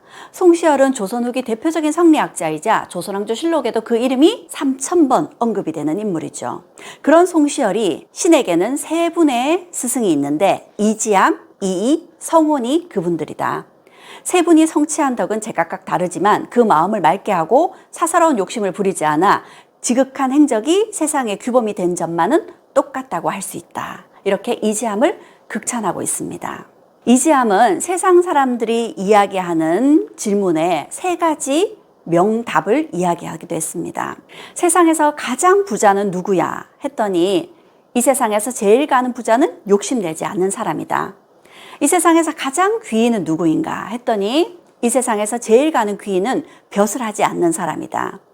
그럼 이 세상에서 제일 강한 사람은 누구인가? 하는 질문에는 이 세상에서 가장 강한 사람은 다투지 않는 사람이다 했습니다. 욕심내지 않는 사람이 가장 부자이고 벼슬하지 않는 사람이 가장 귀한 사람이며 다투지 않는 사람이 가장 강한 사람이다. 이렇게 이야기를 하고 있습니다. 이지함의 명답에 동의하시나요? 이런 이지함의 삶 때문일까요? 그의 호가 이렇게 토정비결의 제목으로 붙었습니다. 이 토정비결은 어렵게 살아가는 백성들을 위로하고 희망을 주는 책입니다. 이 토정비결에는 몇 가지 특징이 있습니다. 우리가 사주팔자라고 하죠. 주역에서는 사주팔자, 태어난 해와 월, 일, 시까지로 인생을 점칩니다. 그런데 토정비결에서는 태어난 해, 월, 일만 가지고 그의 행운을 점치게 되죠. 그래서 훨씬 더 간결하고 쉽다고 할 수 있습니다. 그리고 토정비결은 한글로 적혀 있기 때문에 누구든지 자신의 올해 토정비결을 쉽게 볼 수 있다는 거죠. 그런데 더 놀라운 것은 이 토정비결에는 좋지 않은 이야기보다 좋은 이야기가 대부분입니다. 거의 70%가 좋은 이야기들로 적혀 있습니다. 그렇지 않아도 힘든 백성들에게 조금이라도 기운을 낼 수 있게 희망을 전하는 그런 글귀들이 적혀 있는 거죠. 한번 볼까요? 북쪽에서 목성을 가진 귀인이 와서 도와주리라.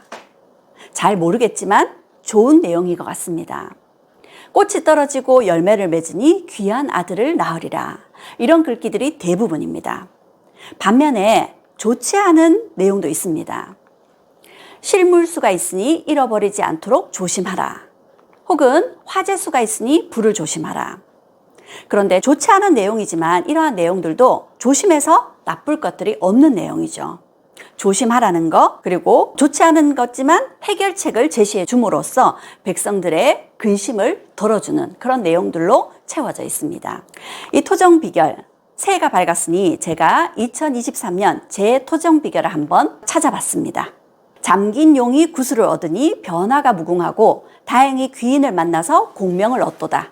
혹 관제수가 있으면 일신의 노고가 많고 남의 말을 믿지 마라. 도리어 불리함이 있도다.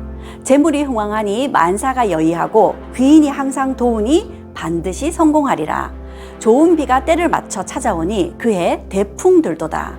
봉이 5 새끼를 낳아서 남곽에서 기르고 문을 나가면 크게 기라니 의외의 재물을 얻으리라. 어떤가요? 올해 대박의 기운이 여기에 서려 있습니다. 지금까지 조선의 노스트라다무스 토정 이지함에 대한 이야기를 나눠봤습니다. 토정 이지함은 조선의 3대 기인이라고 일컫는 괴짜였습니다. 하지만 그의 이런 기행은 현실 정치의 환멸을 느끼고 오히려 백성들 편에 서서 백성들 속으로 들어간 이단아의 모습이었습니다. 두 번째, 그는 흙집에서 산 양반 상인이었습니다. 그는 백성들을 위해서 백성들과 함께 어우러져서 흙집에 살면서 장사를 하고 그렇게 벌어들인 돈으로 백성들을 구휼했던 200년 앞선 실학자의 면모를 보여주었습니다. 그리고 마지막으로 그는 시대를 앞서간 개혁가였습니다. 포천 현감과 아산 현감으로 머물면서 백성들의 문제를 해결하기 위한 개혁가의 면모를 보여주었고 영국의 아담 스미스보다 200년 앞선 국부론을 주장한 이가 그였습니다. 그리고 백성들을 자립할 수 있도록 도와주려 했던 사회복지 운동가이기도 했습니다. 그런 이지함 선생은 기인으로 알려져 있지만 진정한 애민을 보여주었던 시대를 뛰어넘은 개혁가였습니다. 토정 이지함 선생과 토정 비결이 우리에게 주는 메시지 무엇일까요? 저는 이 메시지에 공통점이 있다고 생각합니다. 바로 희망이 아닐까요? 새해가 밝았습니다. 2023년 1월 1일 새해 해를 보면서 새해의 희망을 떠올려 봤습니다. 희망은 누가 줄 수도 있지만 내가 가지는 것이 아닐까요? 그래서 여러분도 매일 뜨는 태양처럼 매일 자신에게 희망을 선물해 보시면 어떨까요? 긴 시간 경청해 주셔서 감사합니다. 시대의 틀을 깬 조선의 아웃사이더 김시습입니다. 김시습이라는 이름은 다들 들어보셨죠? 우리 역사에서 그렇게 많이 알려진 인물은 아닙니다. 그런데 그의 앞에 천재 혹은 반항아 혹은 아웃사이더 이런 수식어가 붙습니다. 도대체 어떤 인물이길래 이런 수식어가 붙을까요? 세 가지로 나누어서 이야기를 해보겠는데요. 우선 첫 번째, 아웃사이더가 된 천재. 천재로 나서 아웃사이더로 한평생을 살았던 그의 삶부터 이야기를 해보겠습니다. 그가 태어날 때 이런 일이 있었습니다. 성균관에 있는 사람들이 성균관 근처에 방궁이라는 집에서 공자가 나오는 꿈을 꿨어요. 그래서 그 다음날 아침에 그 집을 찾아가 봤더니 그 집에서 아이가 태어났다고 합니다. 그 아이가 바로 매월당 김시습이었습니다. 그렇게 아주 특별한 꿈과 함께 태어난 김시습. 태어나면서부터 굉장히 비범했습니다. 그는 태어난 지 불과 8개월 만에 글에 관심을 가지기 시작했고요. 그런 글을 보고 그의 외할아버지가 한글도 떼기 전에 천자문부터 가르쳤던 겁니다. 그의 외할아버지는 굉장히 학식이 풍부한 사람이었고요. 반면에 김시습의 아버지나 할아버지는 무관 출신이었어요. 특히 아버지는 음서라 그래서 일종의 낙하산으로 관직에 진출한 미간 발직에 있던 인물이었습니다. 그래서 외가의 외할아버지 영향을 많이 받았습니다. 그의 시습이라는 이름은 외할아버지의 친구이자 집현전 출신의 아주 높은 벼슬까지 올라갔던 최치훈이라는 이분이 지어준 이름입니다. 논어에 보면 배우고 때때로 익히니 역시 기쁘지 않은가라는 구절에서 시습이라는 이름을 따왔습니다. 가르치면 가르치는 족족 그걸 스폰지처럼 흡수를 하니까 이런 이름을 붙여준 거겠죠. 여기에 있는 최치훈이라는 사람은 우리가 사실 잘 모르는 처음 들어보는 이름이지만 신사임당의 어머니의 외조부이십니다. 그리고 제가 정조와 정약용이 판결한 살인사건들이라는 강연을 한 적이 있는데 그때 세종 때 편찬되었던 신주무언록이라는 그 책을 편찬한 인물이기도 합니다. 그렇게 김시습이라는 이름을 얻었고요. 김시습은 어려서부터 그 능력이 매우 출중했습니다. 불과 3살 되었을 때 시를 짓기 시작했다고 합니다. 하루는 유모가 집에서 맷돌로 콩을 갈고 있었습니다. 그 모습을 보고 이런 시를 지었습니다. 비도 안 오는데 천둥 소리 어디서 나는가? 누런 구름이 풀풀 사방으로 흩어지네. 이러니 그의 명성이 입소문을 타기 시작했겠죠. 게다가 그는 아주 뛰어난 스승들로부터 교육을 받을 수 있었습니다. 그의 집이 성균관 근처였거든요. 그래서 처음에는 성균관 출신이자 예문관 수찬이었던 이계전으로부터 중용과 대학 공부를 했습니다. 아주 어린 나이에요. 그리고 성균관의 대사성 출신이었던 김반에게 맹자, 시경, 서경을 배웠고요. 성균관의 겸사성이었던 윤상에게 주역과 예기 이런 공부를 10대에 벌써 다 뗐습니다. 그런 그의 명성이 어려서부터 아주 자자했습니다. 그의 명성을 듣고 그를 만나고 싶어 했던 분이 있었는데 허조라고 세종 때의 좌의정 그러니까 정승이셨던 분입니다. 이 허조라는 분이 5살이었던 김시습을 찾아왔습니다. 그리고 내가 이렇게 늙었으니 늙을 노자를 써서 나를 위해서 시를 한 편 지어달라 하고 부탁을 했어요. 그러자 김시습이 늙을 노자를 넣어서 이런 시를 지었습니다.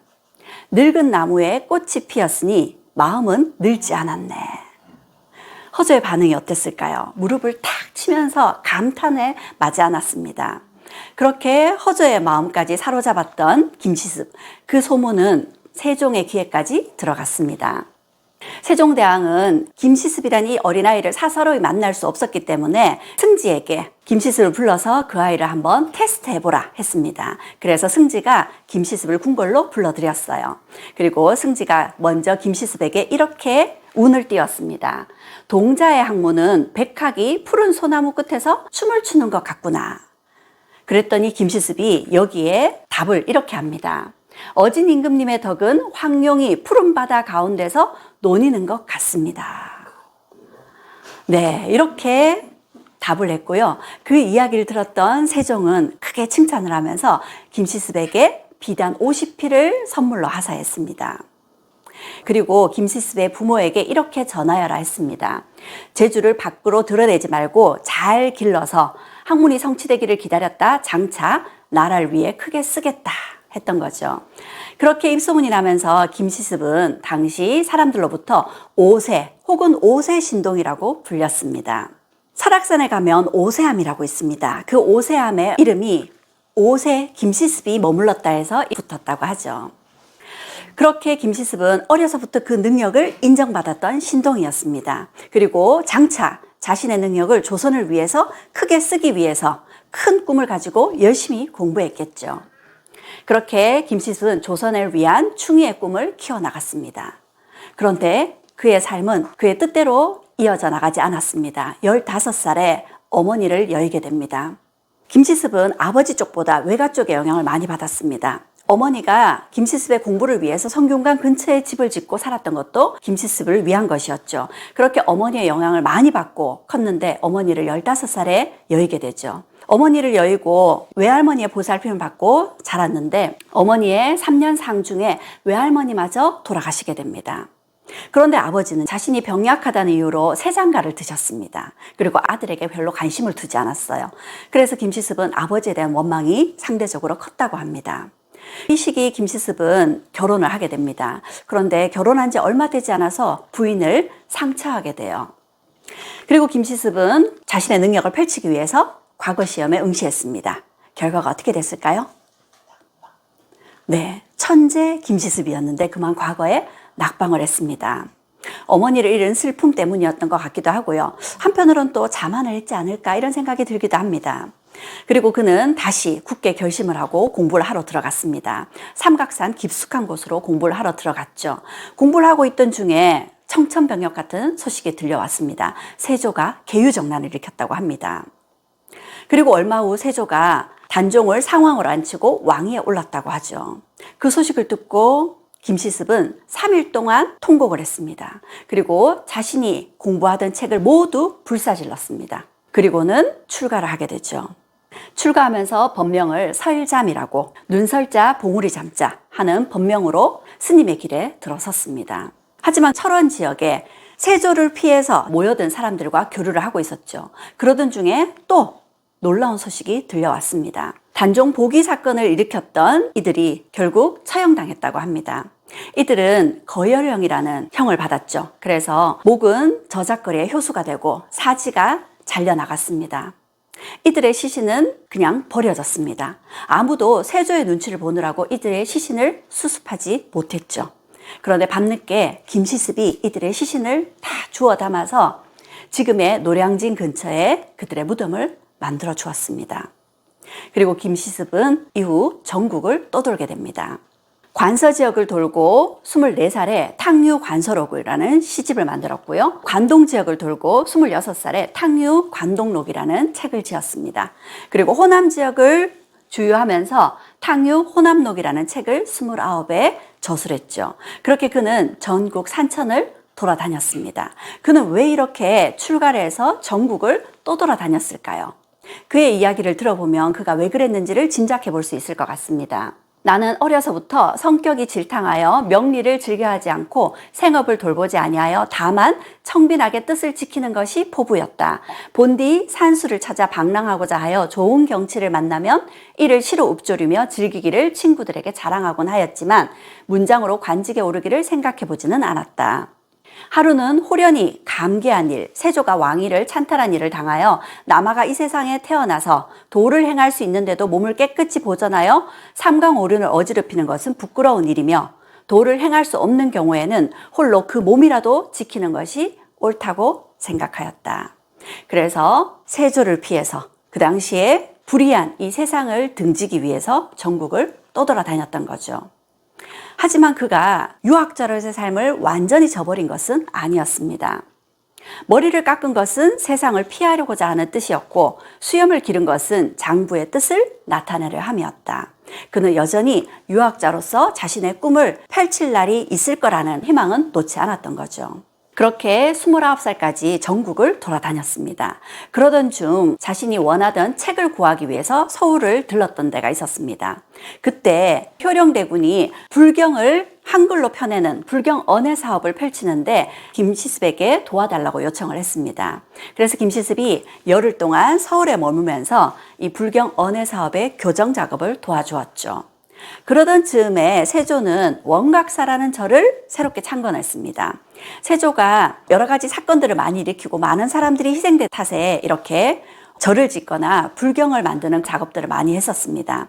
이때 역시 효령대군이 김시습에게 원각사 낙성회에 찬시를 좀 지어달라고 부탁을 했어요.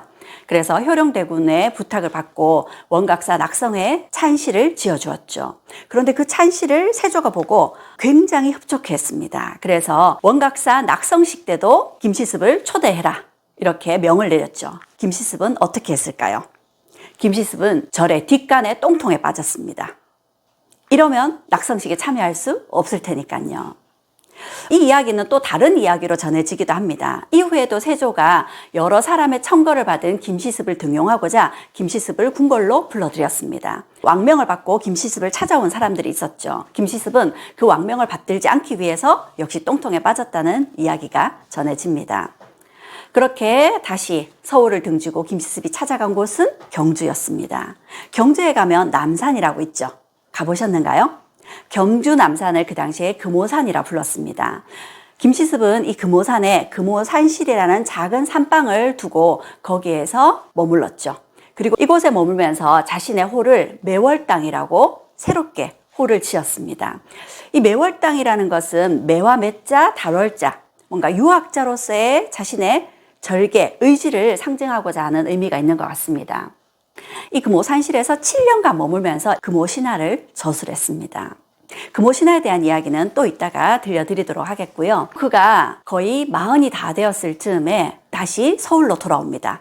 서울로 돌아와서 성동에 있는 수락산에 은둔해서 집을 짓고 폭천정사라고 지었습니다. 그리고 이곳에서 오랫동안 살았죠. 그가 다시 서울로 돌아온 까닭, 무엇 때문일까요? 그는 이곳 홍천정사라는 집을 짓고 이 수락산에 있는 큰 높은 봉우리의 이름을 동봉이라고 짓고 이걸 자신의 호로 삼았습니다. 그렇게 수락산 근처에서 오랫동안 살다가 40대 후반에 갑자기 환속을 합니다. 다시 속세로 돌아왔다는 거죠. 그리고 머리를 기르고 고기를 먹기 시작합니다. 그러더니 결혼을 했어요. 두 번째 결혼이었죠. 결혼하고 그는 아버지와 할아버지의 제사를 모셨습니다. 갑자기 어떤 심경의 변화가 있었기 때문일까요? 아마도 유학자로서의 삶을 놓지 않았기 때문에 대를 잇지도 못하고 조상의 제사를 섬기지도 못하는 것이 못내 마음에 걸렸던가 봅니다. 그런데 두 번째 결혼 역시도 부인이 일찍 죽게 되면서 역시 불우한 결혼으로 남게 되죠. 결국 다시 서울을 떠나게 됩니다. 왜냐하면 패비윤씨 사사 사건이 있었기 때문이죠. 그가 머물렀던 수락산이 지금의 노원구입니다. 노원구에 가면 김시습을 모시는 동상과 시비가 이렇게 세워져 있습니다. 그는 이 수락산 근처에서 거의 10년 정도를 머물렀습니다. 왜 그랬을까요? 다시 환속을 하고 10년간 여기 머물렀던 까닭, 유학자로서 자신의 꿈을 펼칠 수 있는 기회가 있지 않을까 하는 희망 때문이었습니다. 이 시기 성종이 즉위하게 되면서 많은 인재를 등용한다는 소문이 있었거든요. 새로운 왕이 등극하여 어진 인재를 등용하고 좋은 의견들을 들어준다고 하기에 속으로 벼슬이라도 해볼까 한 적이 있었다라고 자신과 친분이 있던 양양 부사였던 유자한에게 보낸 편지에서 그가 왜 다시 서울로 돌아왔는지를 짐작해 합니다. 하지만 세상이 바뀌었고 사람들은 그를 잊어버렸죠. 그리고 그가 여전히 싫어했던 세조의 편에서 계유정난을 일으켰던 사람들이 높은 벼슬에서 자리를 잡고 있는 모습을 보고 벼슬에 나가고 싶은 마음이 또 사라졌던 거죠. 그렇게 그는 서울을 다시 등지고 강원도로 들어갔습니다. 춘천에도 머물고 오세암에도 머물렀습니다. 그렇게 떠돌아다니다가 나이가 들어서 몸이 쇠약해졌습니다. 마지막으로 그가 찾은 곳은 부여의 무량사였습니다. 무량사에 머물다가 몇 년 후 눈을 감게 됩니다. 그는 자신의 비석에 꿈꾸다 죽은 늙은이라고 써달라고 하면서 나의 인생이라는 자신의 시에 이렇게 이야기했습니다.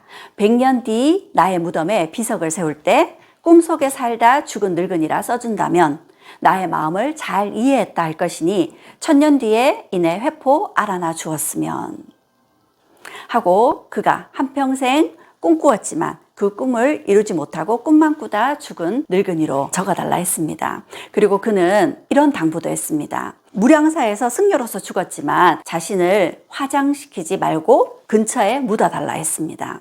이 또한 승려로서의 삶도 있었지만 유학자로서의 삶 역시도 자신의 삶의 일부였음을 보여주고 있는 것 같습니다. 그렇게 근처에 시신을 묻었는데 3년 후 그의 무덤을 파보았더니 그의 모습이 살아있을 때 그대로였다고 합니다. 그래서 다시 승려의 예법대로 다비식을 해서 화장을 했더니 그에게서 사리가 나왔다고 하죠. 그래서 김시습의 부도를 이렇게 만들어 주었습니다. 이처럼 김시습은 조선을 떠들썩하게 만든 신동으로 천재로 태어났지만 한평생 아웃사이더로서의 삶을 살아야 했습니다. 굉장히 기구한 운명이죠. 그런 삶을 살았으니 역사에 그의 기록은 제대로 남겨지지 않았을 겁니다. 그런데 그가 죽고 난 이후 조선왕조실록에 그의 이름이 등장하기 시작합니다. 그 말은 후세인들에게 칭송을 받았다는 얘기겠죠. 그리고 역사에도 김시습의 이름이 적지 않은 존재감으로 기록되어 있습니다. 왜일까요? 두 번째는 김시습의 사상과 철학에 대한 이야기를 나눠볼까 합니다. 김시습은 시대에 반항하였습니다. 그는 세상에 물들지 않고 당당하게 살겠다 하면서 세상과 화합하지 않았죠. 세조의 편에 서서 계유정난을 일으켰고 단종 포기 사건이 있었을 때 그 사건을 고변했던 이가 있었습니다. 김질이라는 인물이었는데요. 그 김질의 장인이기도 한 정창손이 이 시기 영의정이었습니다. 그가 물러거라 하고 가마를 타고 가고 있을 때 김시습이 남루한 옷을 입고 길바닥에서 정창손에게 이렇게 호통을 쳤습니다. 그만두는 것이 마땅하다. 이렇게 정창손을 욕보였죠. 정창손의 반응이 어땠을까요? 정창손은 아무 말도 못하고 그 자리를 서둘러 피했다고 합니다. 또 이런 일도 있었습니다. 세조의 브레인으로 알려진 인물이 한명회죠. 한명회가 얼마나 한평생 부유한 삶을 살았는지를 단적으로 보여주는 것이 한명회의 압구정입니다. 경치가 좋은 곳에 정자를 세워놓고 압구정이라 이름 붙였죠. 그리고 이 정자는 당시 명나라 사신들에게까지도 명성이 자자했습니다. 이 압구정의 한명회는 이런 시를 적어서 걸어두었습니다. 젊어서는 사직을 붙잡고 늙어서는 강호에 묻혔네. 이걸 보고 김시습이 가만히 있을 수 없었습니다. 그래서 한명회가 적은 이 시에 두 글자를 바꾸어서 시를 이렇게 바꾸어 놨습니다. 젊어서는 사직을 망치고 늙어서는 강호를 더럽히네. 한명회가 이 글을 보고 얼마나 화가 났을까요? 얼굴이 울그락불그락 하면서 이 김시습이 바꿔놓은 시를 찢어버렸다고 합니다. 이렇듯 김시습은 불의에 맞서면서 할 소리는 하면서 다녔던 이였습니다. 또 이런 적도 있었습니다. 신숙주가 술에 취한 김시습을 모셔와서 자신의 집에 좋은 옷을 입혀서 비단 이불로 잠을 재웠다고 합니다. 다음날 아침 김시습이 깨어보니 자신이 신숙주의 집에서 자고 있거든요.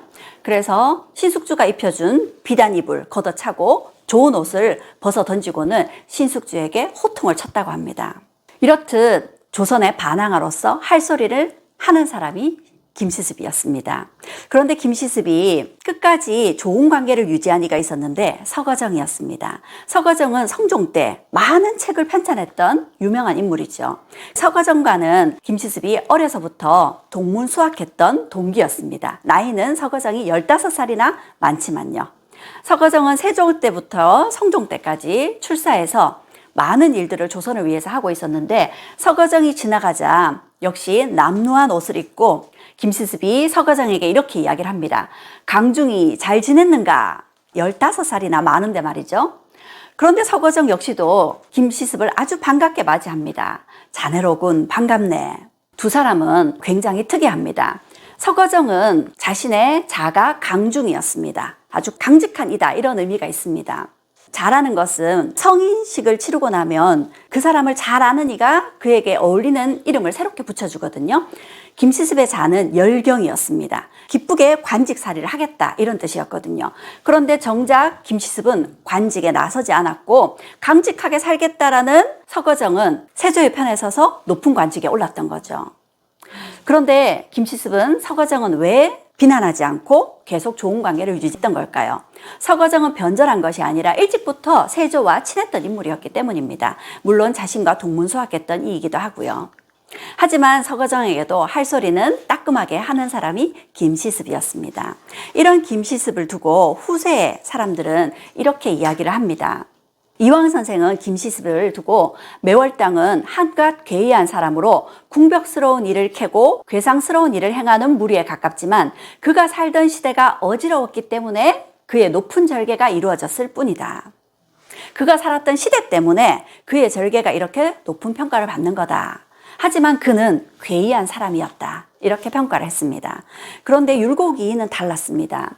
율곡이인은 김시습을 두고 절의를 표방하고 윤기를 붙들었으니 그 뜻을 궁구해 보면 가히 1월과 빛을 다툴 것이며 해와 달과 빛을 다툴 것이며 백대의 스승이라 하여도 또한 근사할 것이다. 이렇게까지 극찬을 했습니다. 그리고 율곡이인은 김시습을 두고 이렇게 얘기했습니다. 그는 유학에 마음을 두었으나 불교를 실천하였다. 그는 승려이기도 했지만 유학자이기도 했다. 이렇게 강조를 한 거죠.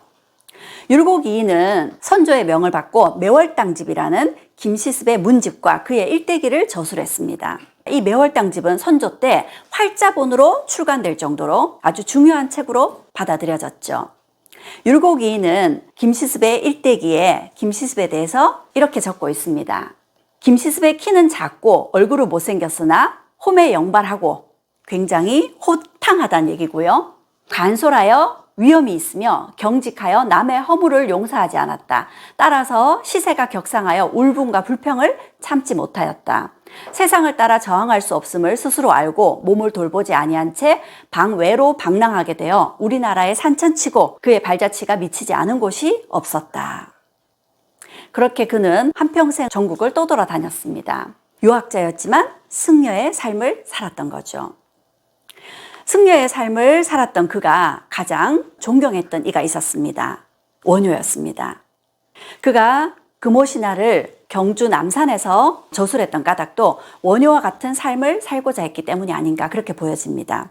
원효 스님이 어떤 분이신가요? 불교를 백성들 사이에 전파하기 위해서 백성들 사이로 들어갔던 이였습니다. 그런 원효 스님처럼 김시습 역시도 백성들과 함께 했습니다. 김시습은 시주나 받는 승려, 일하지 않고 놀고 먹고 비단 옷을 입는 양반들 굉장히 경멸했습니다. 일하지 않으면 먹지도 말라. 그래서 그는 산에서는 화전을 일구고 땅에서는 좁은 땅이지만 백성들과 함께 농사를 지으면서 백성들 속에서 역시 불교를 퍼뜨렸습니다.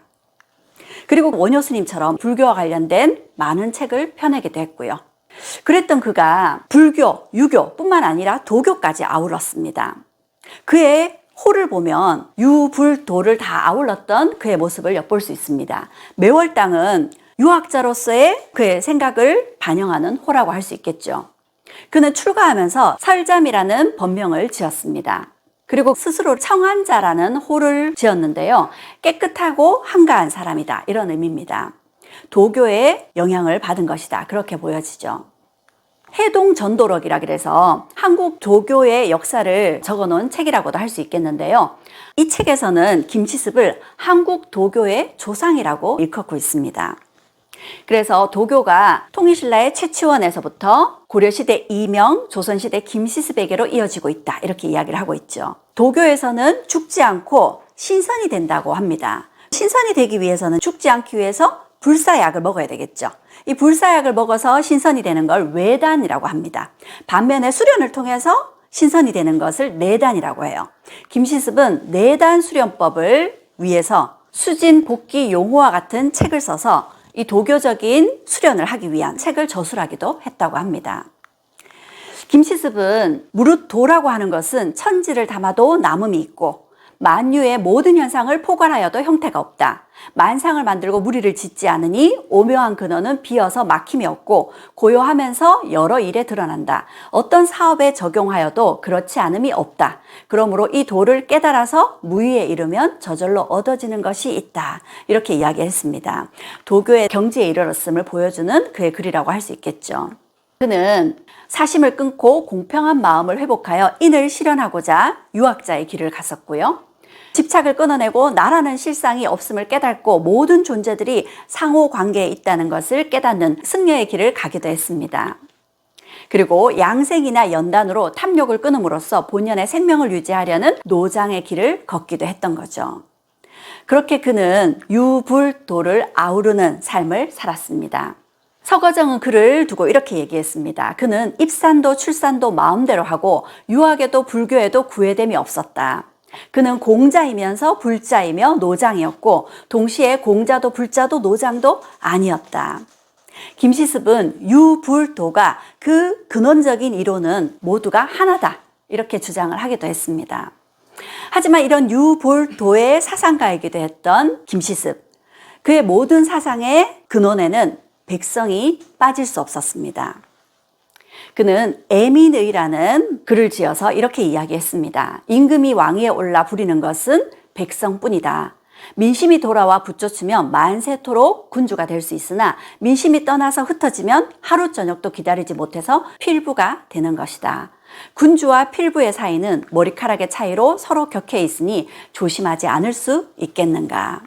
곡식 창고와 재물 창고는 백성의 몸이요, 모자와 신발은 백성의 가죽이요, 주식과 음선은 백성의 기름이요, 궁실과 거만은 백성의 힘이요, 세금과 물건은 백성의 피다. 그러므로 임금이 음식을 받으면 백성들도 나와 같은 음식을 먹는가를 생각하고 옷을 입으면 백성들도 나와 같은 옷을 입는가를 생각해야 한다. 이렇듯 그는 유불도를 아우르고 백성들 속에서 백성들 삶을 가장 걱정하던 이였습니다. 조선의 아웃사이더로 살았지만 그의 내면은 결코 조선의 아웃사이더가 아니었습니다. 그런 그가 한평생 철학자로 구도자로 자신이 공부한 대로 실천하는 삶을 살았기에 우리 역사가 지금까지 그를 기억하고 후대의 인물들이 그를 칭송하는 까닭 아닐까요? 세 번째는 시대의 틀을 깬 그의 저작 금오신화입니다. 금오신화의 신자는 귀신할 때 신자가 아니라 새 신자입니다. 금오산에서 새롭게 지은 이야기다 이런 뜻인 거죠. 향로에 향을 피우고 먹을 갈아 기이한 새로운 이야기를 두루 적는다 하면서 편찬해낸 책이었습니다. 원래 유학자들은 귀신의 이야기를 하면 안 됩니다. 그리고 이 당시에는 귀신의 이야기를 다루는 책은 나와 있지 않았습니다. 그러니 이 책은 가히 혁신적인 책이었죠. 이런 책이 쓰여졌으니 곧 금서였습니다. 그래서 이 책은 조선시대에 구하기도 쉽지 않았습니다. 7년 동안의 임진왜란 때 불타버리기도 했고요. 일본으로 약탈되어 갔기 때문입니다. 그 책을 1927년에 최남선이 일본에서 구해서 우리나라에 소개를 했었습니다. 하지만 우리나라에서 발간된 책은 발견되지 않았죠. 그러던 중 1999년에 조선시대에 발간했던 책이 발견되기도 했습니다. 이 금오신화에는 5편의 이야기가 수록되어 있습니다. 만복사 저포기, 이생규장전, 치유부벽전기, 용궁부연록, 남연부주지 5편의 이야기가 수록되어 있는데요. 이 5편의 이야기들이 당시에는 혁신적인 이야기였을 뿐만 아니라 지금 보더라도 재미있는 판타지 소설과 같은 이야기입니다. 이 5편의 이야기를 간단하게 소개를 해드리도록 할게요. 만복사 저포기는 만복사에서 저포놀이를 하다라는 제목입니다. 일찍부터 부모를 잃은 양생이라는 총각이 장가를 들지 못해서 부처님에게 내기를 제안합니다. 저포놀이라 그래서 윷놀이 같은 건데요. 저포놀이를 해서 제가 이기면 저에게 예쁜 처녀를 소개시켜 주세요. 양생이 내기에서 이겼고요. 얼마 후 법당에 어여쁜 처녀가 들어왔습니다. 그리고 양생은 그 처녀와 3일 동안 사랑을 나누었죠. 그런데 3일 후 그 처녀가 떠났습니다. 알고 봤더니 그 처녀는 외구에게 죽임을 당했던 귀신이었던 거죠. 그래서 양생은 그 처녀의 명복을 빌고 산에 들어가서 약초를 캐며 살았다고 합니다. 두 번째 이야기는 이생규장전입니다. 이생이 담 너머를 엿보다라는 이야기인데요. 이생이라는 선비가 담 너머에서 최랑이라는 처녀를 봤는데 한눈에 반했습니다. 그리고 두 사람은 서로 사랑에 빠졌죠. 그런데 이생이 공부를 하러 떠나게 되면서 잠시 이별하게 되었습니다. 최랑이 이생을 잊지 못해서 상사병에 걸렸고 그 사실을 안 부모가 이생의 부모를 설득하게 되어서 두 사람은 결혼에 골인을 하게 됐죠. 그렇게 행복한 삶을 살았던 그들이었는데 얼마 후 홍건적의 난으로 최랑이 죽임을 당했습니다. 이생은 공부하러 떠났다가 돌아왔더니 부인을 찾을 수가 없습니다. 죽었다는 이야기만 들려옵니다. 그런데 이생 앞에 부인이 나타났습니다. 이생은 최랑과 다시 만나서 행복한 삶을 살았죠. 그런데 얼마 후 최랑이 다시 사라져 버렸습니다. 최랑은 사실 홍건적에게 죽임을 당했던 귀신이었던 거죠. 이생은 최랑의 시신과 자신의 부모의 시신을 찾아서 장례를 치러주고 자신도 역시 얼마 후 최랑의 뒤를 따라 죽었다고 합니다. 세 번째 이야기는 취유부벽정기, 취하여 부벽정에서 논일다라는 이야기입니다. 홍생이라는 부잣집 아들이 있었는데요. 평양의 잔치집에 초대를 받아 갔어요. 술을 잔뜩 마시고 술에 취해서 부벽정이라는 정자에 올랐습니다. 그곳에서 시를 읊고 있자니 하늘에서 선녀 같은 어여쁜 여인이 내려왔습니다. 그 여인은 자신이 기자조선의 기자의 딸이라고 합니다. 기자조선이 위만에게 나라를 빼앗겨서 망했다는 이야기를 하면서 두 사람은 망국의 슬픔을 나누면서 시를 지어서 밤새 좋은 시간을 가졌습니다. 그런데 날이 밝자 처녀가 하늘로 올라가 버렸습니다. 홍생은 그 처녀를 그리워하면서 병이 났고요. 결국 처녀를 그리워하다 죽었습니다. 그런데 홍생이 죽고 몇 날 며칠이 흘렀는데도 홍생의 얼굴이 살았을 때 빛깔 그대로였다고 합니다.